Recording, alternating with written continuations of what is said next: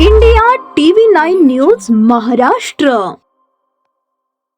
Mobile वापरण्यास का दिला नाही म्हणून एका 13 वर्षांच्या मुलाने राहत्या घरी साडीने गळफास घेऊन आत्महत्या केल्याची घटना 1 मार्च रोजी सायंकाळी 7च्या पूर्वी मोहोळ तालुक्यातील पेनूर येथे घडली. यशराज धर्मराज डोके असे आत्महत्या केलेल्या मुलाचे नाव आहे. याबाबत मोहोळ पोलिसांनी दिलेल्या माहितीनुसार मोहोळ तालुक्यातील पेनूर येथे धर्मराज डोके हे कुटुंबासमवेत राहण्यास असून शेती करून उपजीविका करतात.